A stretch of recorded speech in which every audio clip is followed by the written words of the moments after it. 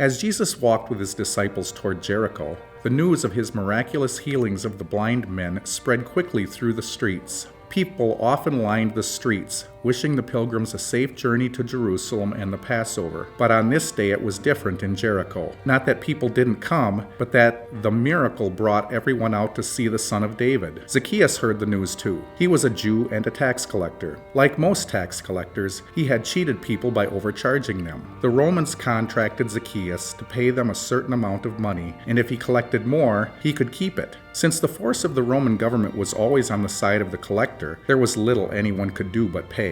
Zacchaeus grew wealthy. When Zacchaeus heard that Jesus, the son of David, was passing through Jericho on his way to Jerusalem, he knew he must see this great prophet. He ran ahead trying to find a place from which to see Jesus, because he was too short to see over the heads of the crowd. Zacchaeus was determined to see Jesus. Jericho was lined with trees. It was easy for the tax collector to run ahead of the crowd and find a sycamore fig tree along the street where Jesus and all the others were walking. He perched himself up there in the branches of the tree and waited.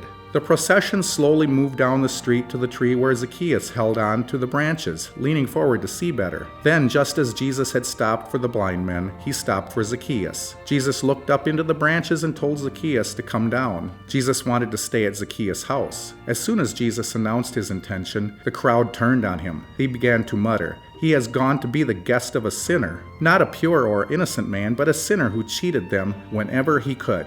Nevertheless, Jesus stayed with Zacchaeus. That night, Zacchaeus made a remarkable confession and pledge. Jesus had cleaned the tax collector's heart, and Zacchaeus wanted to show how he loved Jesus by doing what pleased him. He said, "Look, Lord, here and now I give half of my possessions to the poor, and if I have cheated anybody out of anything, I will pay back 4 times the amount." Luke 19:8. Jesus said, "Today salvation has come to this house, because this man too is the son of Abraham. For the Son of Man came to seek and to save what was lost." Luke 19:9 and 10. So many in Jericho despised Zacchaeus. He was isolated and alone.